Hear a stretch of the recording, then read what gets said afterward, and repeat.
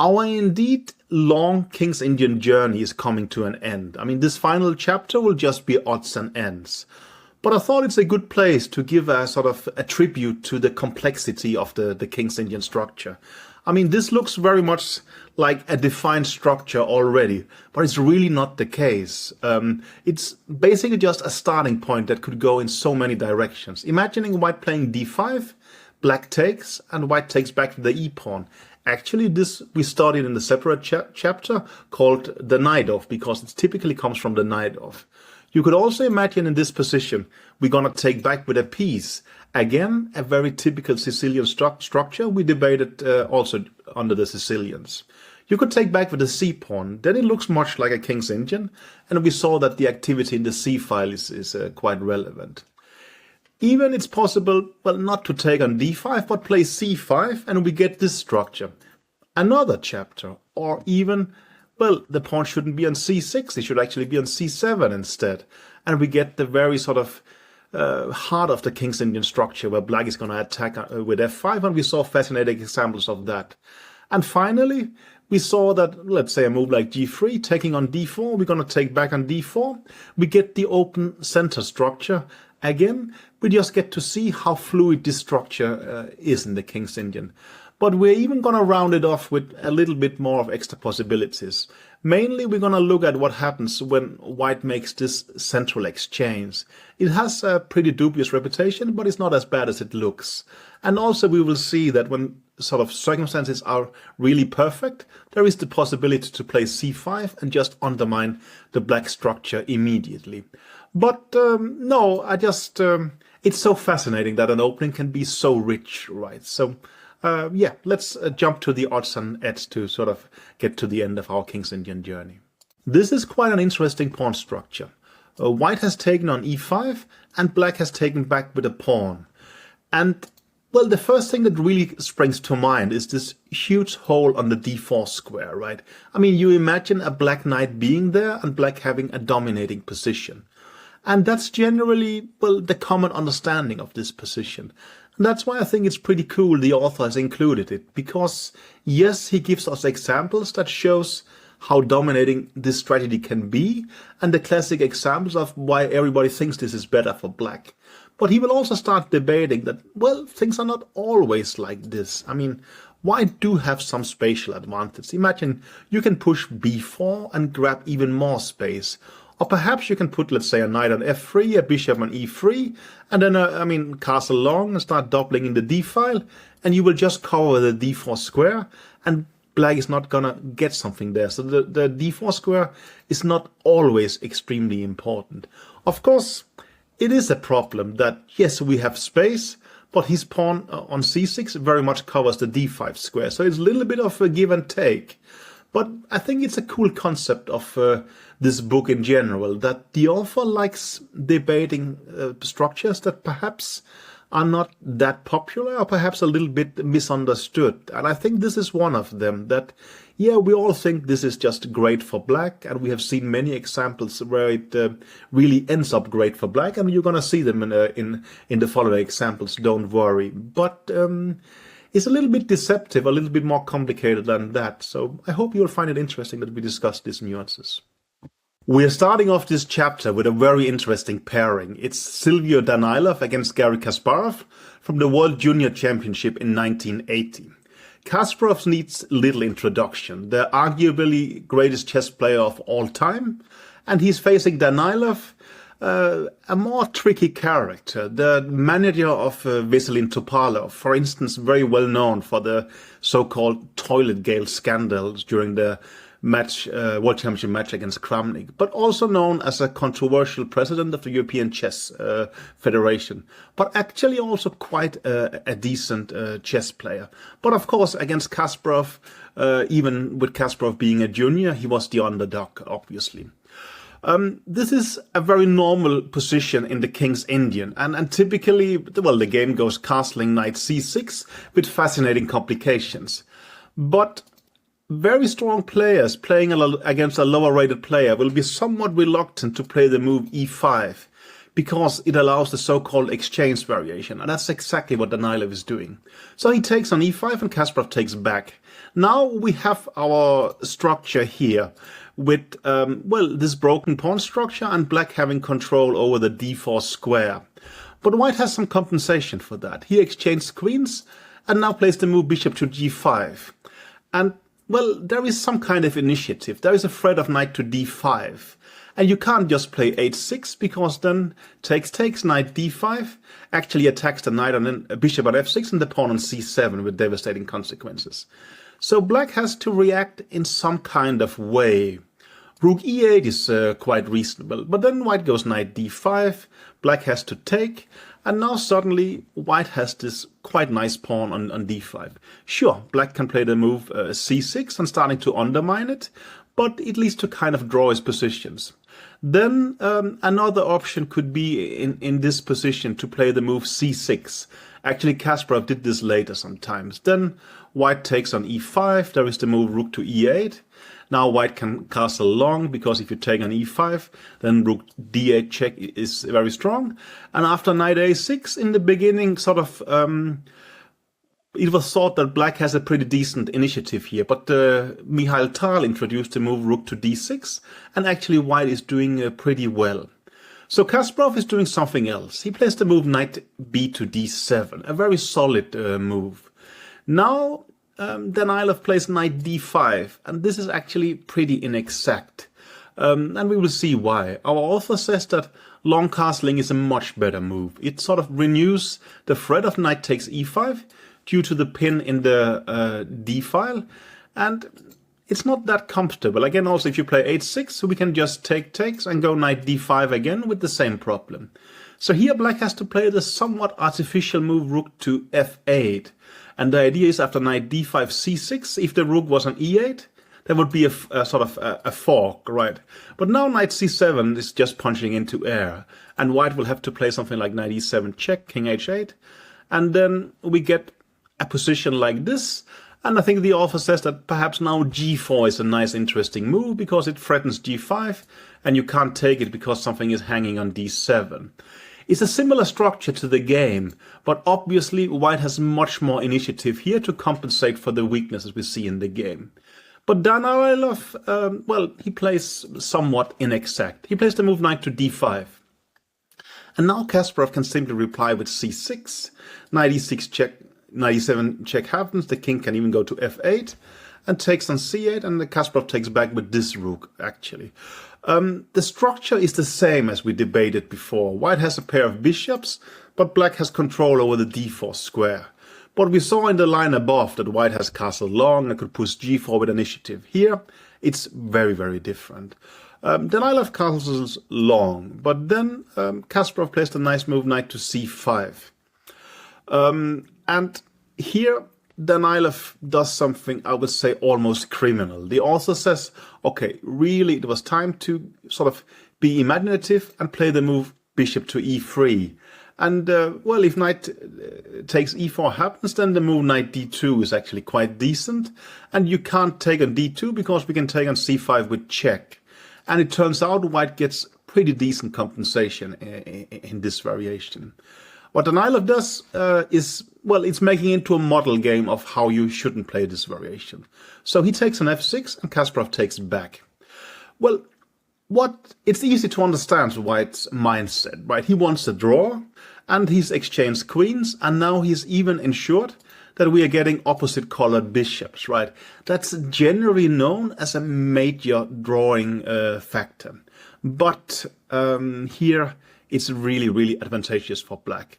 And a lot of it has to do with, obviously, this square on d4, but also, I would say, the sort of themes that happens around this square. Well, this square is a defining factor, but actually, it's not like black needs to occupy it immediately. It's always there.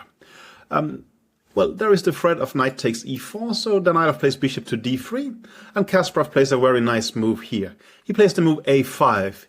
It's just a move for, he's making sure that his opponent won't play b4, but he's sort of, getting more influence, and perhaps also he would like to push the pawn to a4. It's really, I don't know if to call it good technique is a little bit strong. It's just a very, very useful move. And somehow, I guess it also connects with the dominance of the black squares for him.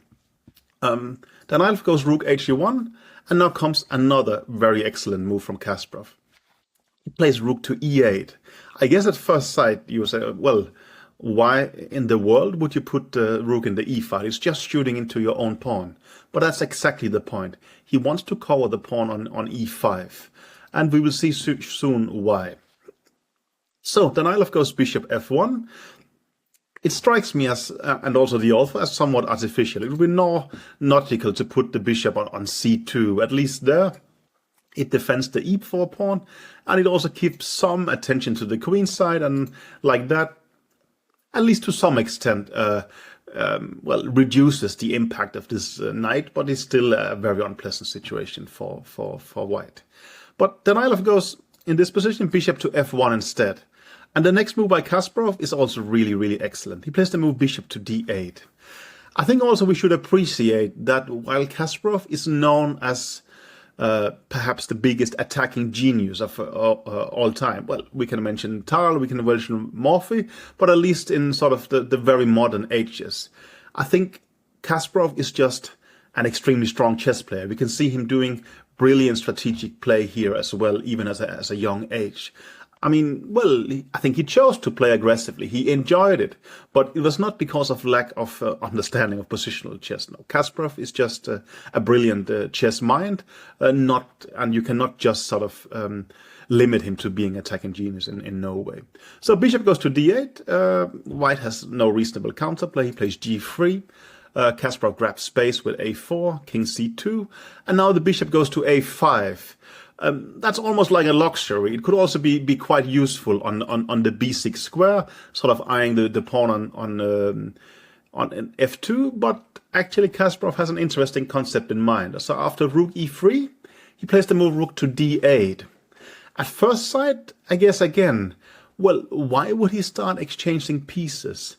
But it's a very peculiar theme here that he actually wants to take over the d file. In general, it looks like, I mean, where is he going to enter on the d file? I mean, well, the bishop will cover d1 and d3, and the knight on f3 will always cover the d2 square. But as we will see in the game, after takes, there is actually huge potential for black in the d file. All he needs to do is to potentially undermine this knight. I mean, well, if he can force this knight to move away, that's going to be rook d2 with devastating effect. And if you look at these pieces on c5 and a5, it's generally impossible to expel them, right? I mean, you can play b3, but there will just be an exchange and you get nowhere. This bishop on f1 obviously can't touch any of these pieces. So the only piece that can connect with the knight on c5 and the bishop on a5 is this knight on f3. But because we always have to move rook d2 check if this knight moves, it cannot do that. So basically, Kasparov is ensuring that these can stay there forever, basically. So Danilov goes bishop to h3. It's punching air. Kasparov plays f6, rook to e2, king to e7.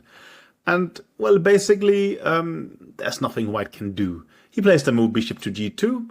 And now another very nice move by Kasparov, but again also showing his great positional feeling. He plays the move knight to d3. I think to some extent it threatens bishop b6, attacking the pawn on f2. But I think mainly it threatens a very annoying check on b4, attacking the a2 pawn. And would you go king to d1? Well, then b1, then rook d1 is actually made, right? So it's quite logical that in this position, Danilov plays a3, and Kasparov just goes back. So what he has done is, practically speaking, he's forced white to play the move a3, and this leaves the b3 square weakened. So very, very nice positional play, and very mature from Kasparov as a junior player. h4 happens, Kasparov just replies with h5, and after rook e3, he finally executes this idea of undermining the knight on f3. He plays the move g5, and there's just no reasonable way to prevent g4. Danilov swaps once on g5, then plays the move rook to e2. Kasparov puts his knight on b3. Now, well, the d2 square is under control. So if you should take on g5, it's not rook d2 that decides, but the knight fork like this is just winning trivially, right? So Danilov plays king to b1, and after king to f6, Danilov actually resigned. There's just no reasonable way to defend in this position. I mean, there is threats. The main threat is g4. Then the rook is going to penetrate to d1, or we could insert the move knight d4 as well. It's completely game over in a strategic sense, but also in an immediate tactical sense, and Danilov resigned. Such an impressive game by Kasparov, and really not the Kasparov we know, right? We would think, this looks like Carlsen or Kramnik perhaps, and it could, but Kasparov is also very capable of doing things like this, just superior chess understanding, right? But a model game in how to deal, for a start, with the King's Indian exchange, but also, I would say, well, even a position already like this, but especially, of course, here, we get to see the potential of, not only the weakening of the square, but also the play black gets around it on the dark square. So we are starting off with a massive warning that, this specific structure has huge potential strategic risk for white. Our next game is an all-Ukrainian encounter. It's Shishkin against Nishnik. Compared to the last time, the moves bishop e3 and c6 has been included. And here, Shishkin tries his luck with a similar approach. He exchanges on e5 and then trades off the queens. I think this position in general is probably a little bit misunderstood. And it's misunderstood because black so often is extremely successful. And this is yet another game that exemplifies this. But if we turn on the computer, you will actually for some time see that white is doing pretty okay. I mean, it feels that here white is almost slightly better, actually. And it approves. h3 is a nice move. It just stops the move knight to g4, and white can sort of keep his piece formation in the center quite undisturbed. Black goes knight d7 in the game, long castling, and the move rook to e8. And this position was quite interesting for me. I mean, it's also, we see how the game ends, and the sort of narrative is that, black will soon take over the initiative here. But it doesn't really have to be like that, actually. The author says that, knight e1 is perhaps the best move. The idea is after bishop f8, white will play the move knight to d3 to stop black sort of using the c5 square by controlling it with these two pieces. That is quite reasonable, and he suggests that after knight e1, probably black should play the move knight to f8, and then knight d3, knight 6 to d7, preparing to go knight to e6 next. And he thinks that white is close to equality. But this is actually too negative. The computer just says, no, white has a nice position. And this square on d4, it's weak, but it's not the only factor in play in the position. And the computer wants to play the move h4. A pretty straightforward attacking move, just wanting to flick in h5 and create some unpleasant pressure there. And if black goes h5 himself, maybe we can start playing the move g4 and opening up lines, or perhaps playing f3 followed by g4. We are not talking about a major advantage for white here, not at all, and probably black should be fine with exact play. It's just important to have this idea that white is not necessarily worse here at all. He could actually be slightly better. It's just that going for these exchanges and getting the queens off is typically done by lower rated players trying to make a draw against higher rated players, and that often ends up very wrong. No, sometimes, it will eventually end up in situations where black is objectively much better, but it's not always the case. Even in this position, I was quite impressed. The computer thinks that g4 is a very serious move.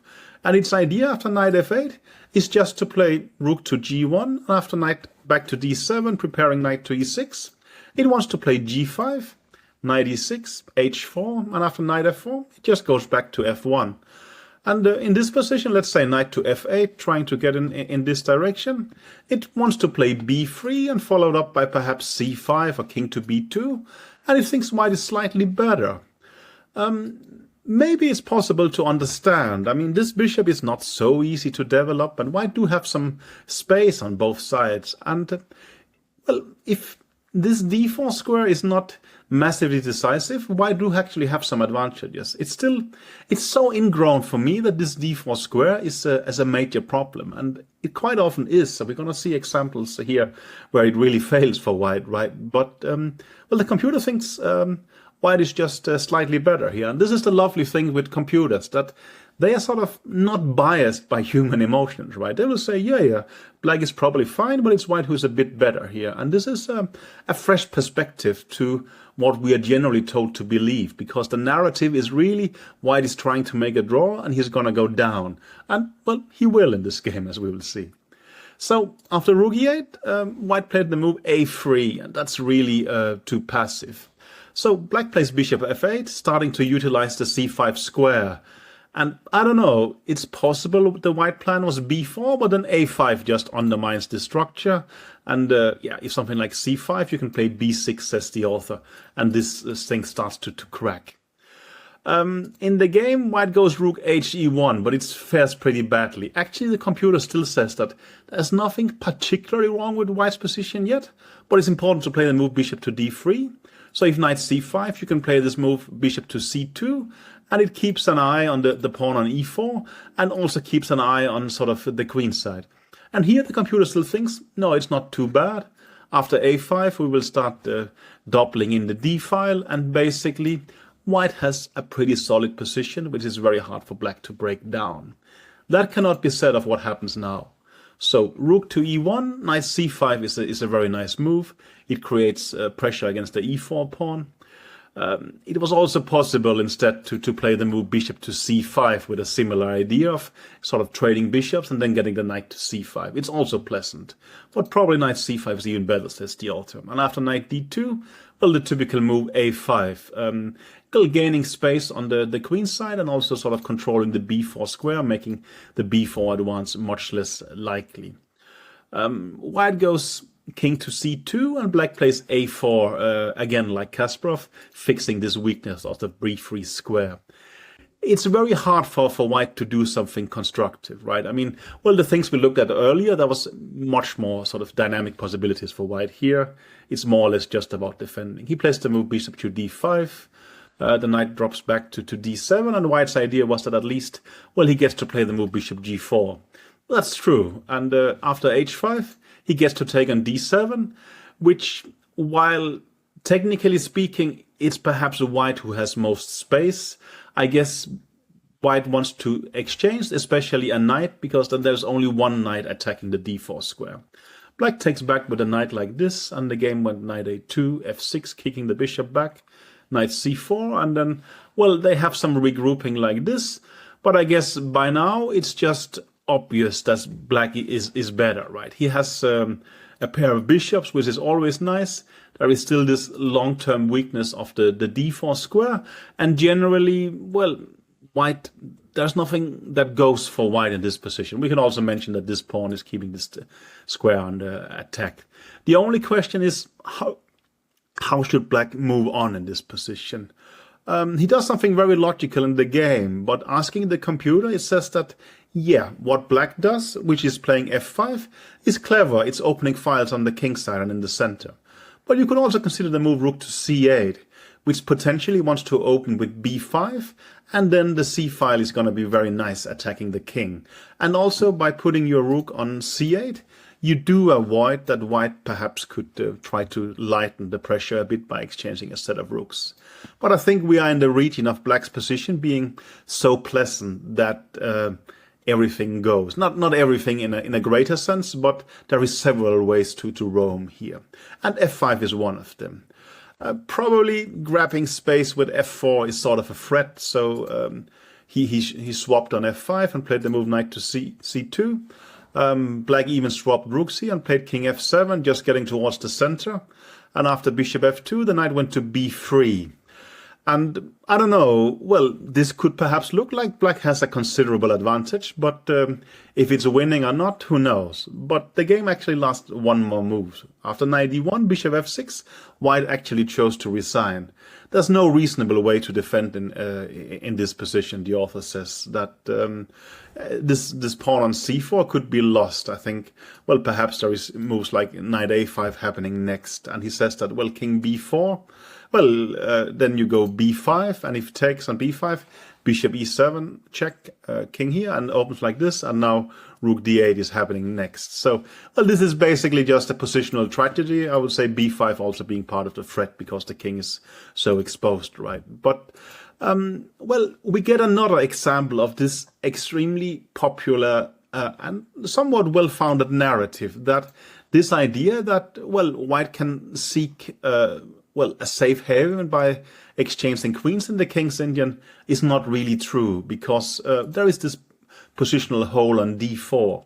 But I think also we saw some interesting ideas of that, well, it could actually be a playable position if you keep an aggressive and open mind. I mean, well, this position with h4 I thought was quite interesting. And, well, also g4, this idea of just, I mean, pushing forward.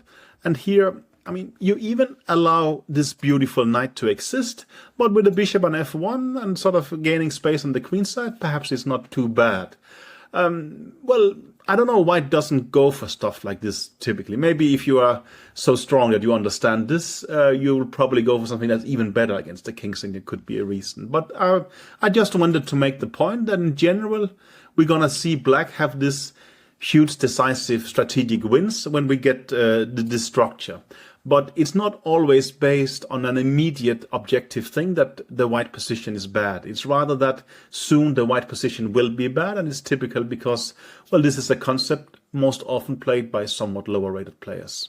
This example is Pantzulaia against Erdotgou, and quite an interesting one.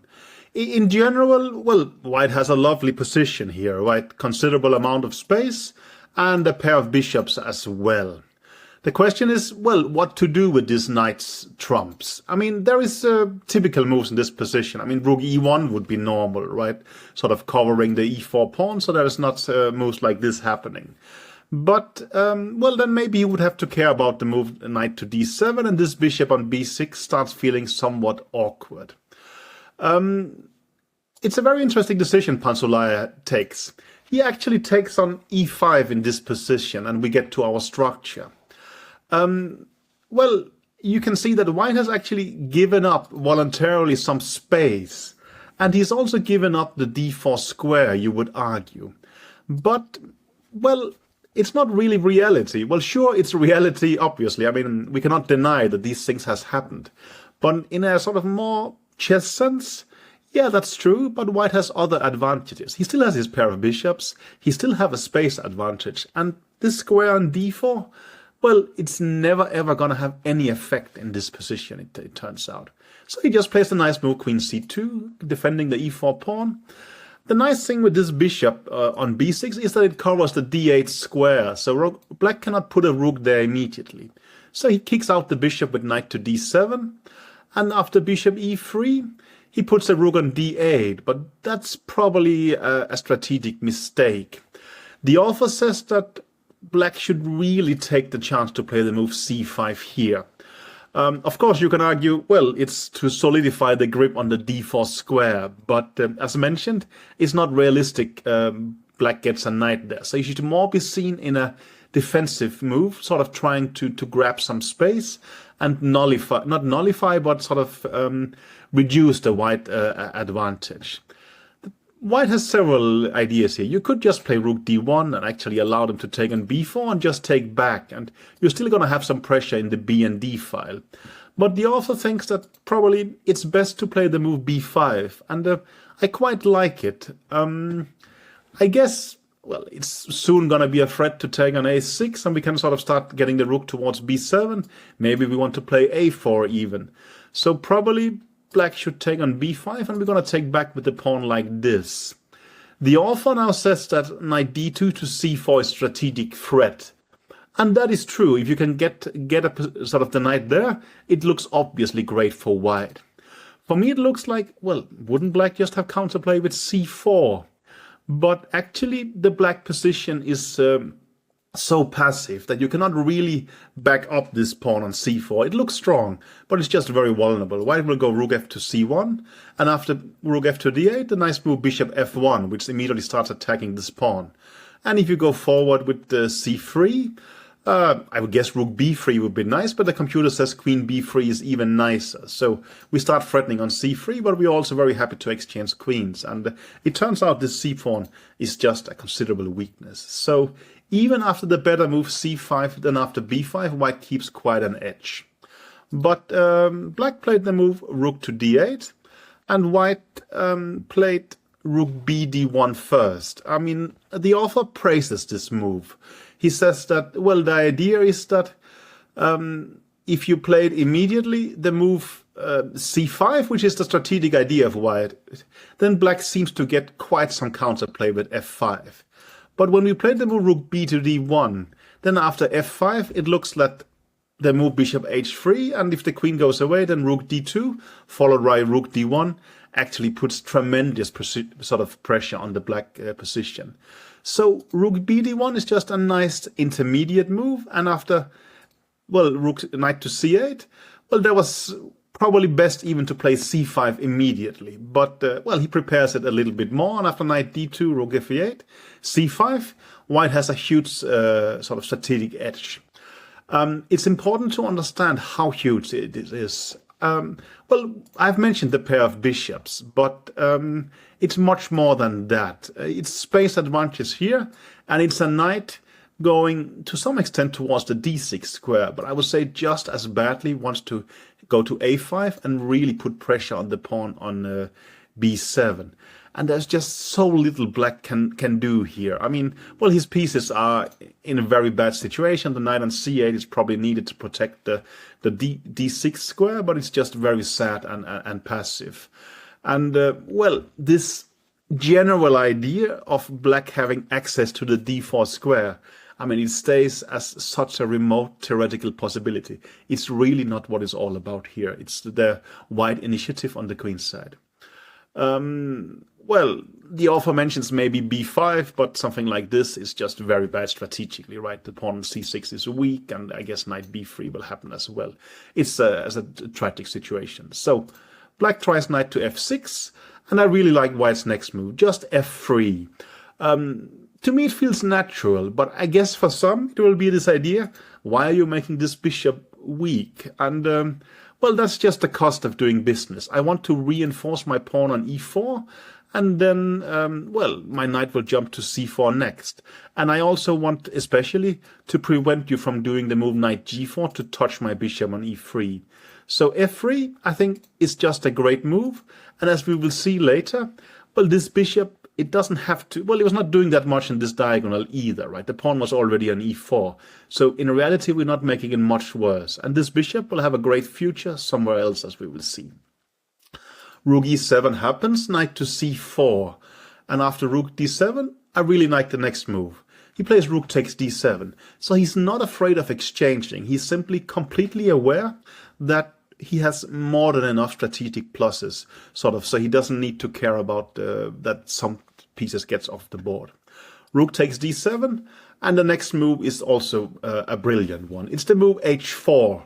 Of course, well, it grabs space, it controls the g5 square, but mainly it prepares king h2 and bishop to h3.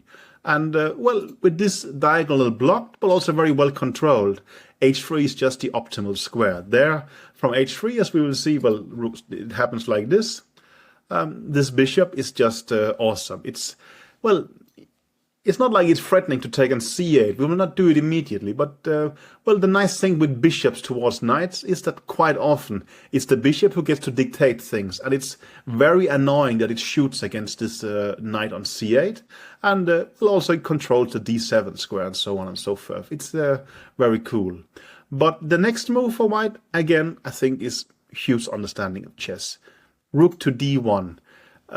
Not at all being afraid of exchanging. On the contrary, probably he sees as that, well, the exchange of rooks removes a defender of the black's position, and it makes this knight on c8 even more vulnerable. Well, right now it's covered by the rook, but as we will see after bishop f6, he takes on d8, and now queen to d2. Simply, well, understanding fully that something like this is basically game over. There is the threat against the knight on c8, and if it moves somewhere, let's say e7, after knight a5, b7 is just going to fall, and it's going to be a trivial win. So the game continued, queen to c7, queen d7, and after this exchange, knight a5, knight to d6.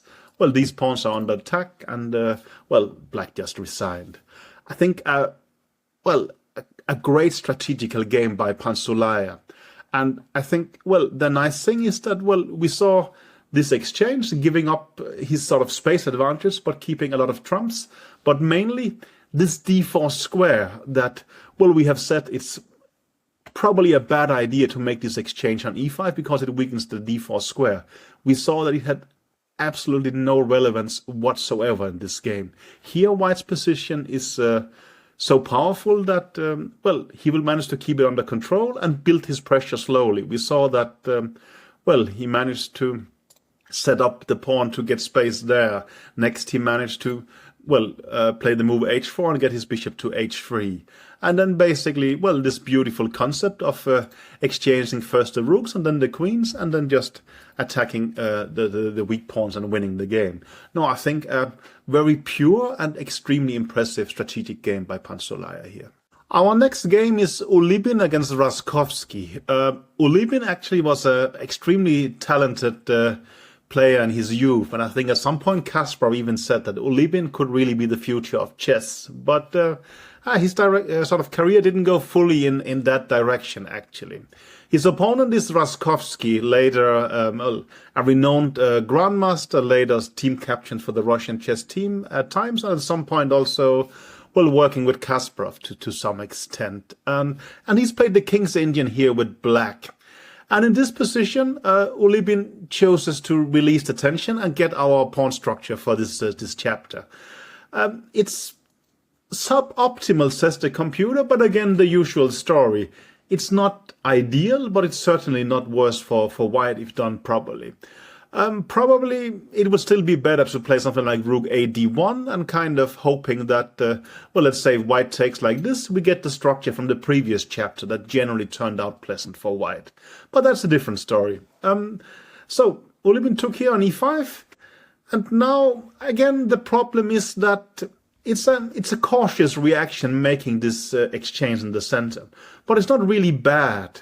The problem is that White typically follows up this somewhat passive move, but several other passive moves. Here, he should just get going on the queen side, and let's say playing the move like b4, and after queen e7, just c5 grabbing quite some space. There's absolutely nothing wrong with the White position here. The computer sets some moderate edge. I think the author says knight h5 is quite a reasonable move and suggests that you could play rook fd1, so after knight f5, f4, go bishop f1, and that's pretty decent. But the computer even suggests that, well, after knight h5, even the move g3, while weakening the sort of the White squares a little bit, it says, no, that's also very possible, and White is quite better here. So again, I keep sort of stressing that this exchange on e5 is not as bad as its reputation at all. It's just, it tends to be followed up by a suboptimal play, and Ulybin does a bit of the same here. He plays the move queen to c1, threatening the h6 pawn. Black has to defend it. And now, well, perhaps a decent plan, actually. He plays knight to d2. At first it looks passive, but we see the idea is that he wants to play b4, and after sort of the rerouting of the knight heading towards e6, well, White counters by putting his knight on b3, which means that in this position, well, actually this knight is quite beautifully protecting the d4 square. And, well, Black will never ever be able to play b6 and c5 because White will probably be able to take on c5 or play c5 himself in time. So it's a very decent setup. And I think, again, we tend to overestimate these positions for Black because it's such a common narrative that black win great games. And, well, black is going to win another great game. So we keep sort of feeding you with example of this ending so well for black that one cannot help get the impression that black is already better, which it really is not. The author says it clearly. White is just slightly better here. He has more space. And but he says also black is not without counterplay. And this is true. Now he plays the move c5, and that's probably a bad idea. The computer says rook b1 is a better move, and I'm not fully sure why, but perhaps we want to, push b5 at some point, and if c5, well, we actually get to jump to the d5 square first. It seems to be more flexible, and the idea is after f5, we're just going to play the move f3, and well, this kind of typical King's Indian attack with an open d file. We are not too worried that we're going to get mated. Hopefully things will happen on the queen side first. In the game was c5, and this is not a step in the right direction, it seems. Black gets his counterplay with f5, and white plays f3. Now, again, well, this is possible, but I think my argument from before stands. The center will most likely provide counterplay. So Rostkowski plays the move knight to f6, and after queen to c2, we get a nice move by white. He takes on e4. In general, well, we remember sort of giving up the e4 square generally doesn't end too well for black. But there is exceptions, and this is very much one of them. The point is that now black can sort of challenge the control of the e4 square. Actually, maybe he should play the move knight f4. And after bishop f1, do bishop f5, and basically immediately he is managing to undermine this control of the e4 square. But Rostkowski takes on e4, and his point is that if you take with the queen, well, it looks beautiful, but the queen is not really an efficient sort of blockader of a square, right? So after knight g5, there's probably no choice but to take it, but we're going to take back with the queen. And while you temporarily has this beautiful square, I mean, we have most likely rook f4 first, but also moves like bishop f5, and this queen is just misplaced on e4, and most likely we will push e4 ourselves, and the bishop will join the party, and black is in huge trouble. So Ulybin took back with the pawn here, but now somehow black has way too much counterplay on the king's side. Rostkowski starts with knight f4, and after bishop f1, the author really praises this move h5. I think it's very justifiable that we should praise this move. But nowadays we have seen AlphaZero and things like this, and we've gotten used to it. But this game isn't in the year 2000, and actually Rostkowski plays it in a very model style, because after knight a5, he just keeps pushing the h-pawn. Ulybin grabs more space, gets ready for some counterplay with b5, and now bishop g4 attacks the rook, and after rook d2, I think a very beautiful move, h3. Just undermining the king's side as much as possible, and after g3, the knight goes to e6. Well, in theory, it's eyeing this square, but what it really wants is to go to g5, and then there is this very juicy square on f3, sort of in the proximity of the white king. Basically, well, we could stop here, but well, let's just see a few more moves. So knight g5, he has to take. He goes rook f2, and the bishop goes to h6. Well, the author says this is not optimal, but I think let's just make a couple of moves and see that, well, this I think, for instance, is a very beautiful position. Well, due to this pawn and the king being stuck here, there's really little white can do. For instance, the author mentions if knight d6, well, we're going to give a check. And after king h1, we can just sacrifice the queen, bottom rank knight, because, well, this pawn covers the g2 square, right? Ulybin tried bishop d6 instead, and I think a nice move, queen to d8, sort of aiming for the d4 square. He tries to block it, but then he just undermines with b6. And, well, it is actually sort of serious undermining. Well, the game was queen c3, and he resigned after this move. If queen takes, then funnily rook f6 wins a piece. It just attacks here, and then the bishop is going to fall behind it if you move it. And the author says after bc5, queen f6, there's really no reasonable way to defend. He gives this funny line that after queen c2, you can play the move bishop to d1. Well, you can't really take with the sort of, if you take with the queen, it's going to be check on f2 and mate on g2. And if you take with the rook, then it's going to be bishop e3 check followed up. Let me show it instead. Like this, we're going to give a check.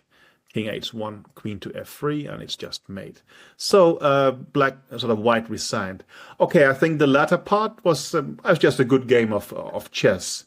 But the opening, again, strikes me as pretty interesting. I mean, we will see white players do this, and, well, I keep stressing, it's not as bad as its reputation, but you have to play it in a sort of aggressive and optimistic tone with white. If you start taking on e5 because you're a little bit scared of the tension or potential attack, and you keep going in that direction, then it's very much a step in the wrong direction. But, well, we have saw it here, that if you just grab space like this, for instance, you're actually doing pretty well.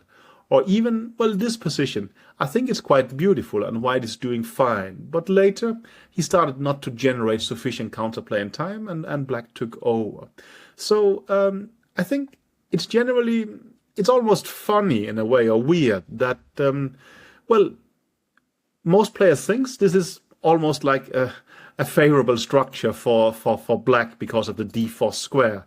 And all the game seems to appreciate that fact. But, well, the computer says, no, white is just slightly better. It just had to be played properly. And I think, well, the computers are sort of right. So it's an interesting subject in many ways. But I can understand if you're tempted to play with black. I mean, they just keep crushing, right? Our King's Indian journey is coming to an end. This is the last game in this chapter, but also this sort of row of several chapters with the King's Indian. And it's a little bit of an appendix. It's Itro Saga against Berbatov. And we start from a very typical sort of G3 King's Indian structure. Well, we see this kind of fluid King's Indian center, right? And, well, a typical question actually in this position is, what should you do with white? By far the main move is the move h3. And here, well, it's like a waiting move, and it's preparing that bishop can go to e3 without the knight jumping to g4 and attacking it. Here, Kasparov has played the move queen to b6, and so has several others. But at some point, it became extremely popular, replying like this. And after knight e8, e6, fe6, knight to g5, with huge complications. Well, I'm just mentioning it because this theme we'll actually see later in this game. So this was the general understanding for quite some years, that here you had to play the move h3. But white started somehow wondering, is it fully necessary to do it immediately? And one of the moves that became popular is the move bishop to e3. And it's sort of a bit of a teaser, right? I mean, well, I said we play h3 to get bishop e3 later. But this is sort of tempting black. Are you really ready to play the move sort of knight to g4? And, well, he does. But the problem is also, let's say, if you take, we're going to take back with the knight. And, well, maybe we play h3 later and we cover the g4 square. But it's even possible at times to play a move like f3 and have a different kind of structure. So it has some independent value as well. Here black to choose to play the move knight to g4, and white's idea is to go bishop g5 then. It's trying to provoke some kind of weakness, right? Well, the idea is after f6, we're probably going to drop back to c1, but somehow the pawn on f6 and the knight on g4 doesn't connect well, right? We are threatening h3, and the knight has to drop to the h6 square, which looks somewhat awkward. Actually, the typical move in this position is the move queen to b6. And the idea is after h3, black will take on d4. Then you can play knight a4 and at least temporarily win a piece. But black will go queen a6, and after hg4 there is the move b5 with a very complicated position. Perhaps the white bishop is going to go like this, and well, it's a total mess, but also quite far away from sort of our topic. After bishop g5, in this game Berbatov plays the move bishop to f6. And it's very interesting in many ways, because it's seen as a pretty bad decision, and I think it is. But in principle, I mean, black has this center here, and, well, why not exchange this bishop, right? I mean, this bishop is actually hemmed by these pawns. It's generally seen as being a so-called bad bishop, so why not get rid of it? But the problem is white has too much space, as we will see. So bishop f6, knight f6, queen to d2, queen e7, rook a to d1. And well, the problem is the black position is solid, but it's extremely hard to do something useful now. And while the black position is solid, white do have a considerable space advantage, right? And there's really no reasonable way to try and nullify it. I mean, the computer says that by far the best actually is to play knight b6, attacking the pawn on c4, and after b3, play the move bishop to g4, and then somehow we'll try to exchange on f3 and be solid. But of course, white has a nice spatial edge and is somewhat better. And well, I think it's important to understand that, well, space really matters. And while solidity is, is nice, we saw also in previous chapters that this idea of black starting to play very solidly in the King's Indian, well, it works at times, but in general, he will end up suffocating for lack of space. And, well, the solidity will give some relief, but typically somewhat short-term relief. It's going to be difficult in the long run. In this game, Berbatov chooses to play the move a6. It looks very logical, right? I mean, you have this decently solid central structure. It doesn't seem that there's much white can do about it, so why not prepare b5 with counterplay? There is a lot of logic to that. White chooses just to go rook e1, the very standard move. Basically, well, now I would say all the white pieces are on somewhat ideal squares. What to do next is a different story, but the pieces are developed very well. The author says that, well, probably the best thing was just to, moderately pass, play a move like rook e8, maybe we're preparing knight f8 or something like this, but we are generally saying, well, white, sure, you have your spatial edge, but what are you going to do next? And it's a decent question to sort of ask of white. But instead, black plays the move b5, and it looks very logical, but white has a very strong reply that is extremely typical of this structure, actually. I mean, well, when I see sort of this against this, I mean, my first instinct is, hang on, doesn't this just allow this very typical break? And this typical break is the move c5.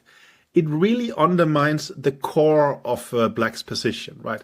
I mean, the problem is that, well, you can't really, well, if you take on d4, for a start, we can take back with the knight, and then we are hitting on c6. It's also possible we can interpolate taking on d6, actually. So it doesn't really work. But what else should black be doing? Well, the problem is, well, I think most players overlooks that, well, can't black just win a pawn with taking on c5? And he can, but as we will see, it's extremely short term.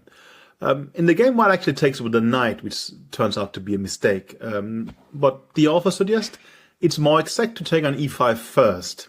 Well, if you take on e5, we're going to end up in the game. And the point is, after knight g4, white has this very nice move, queen to d6.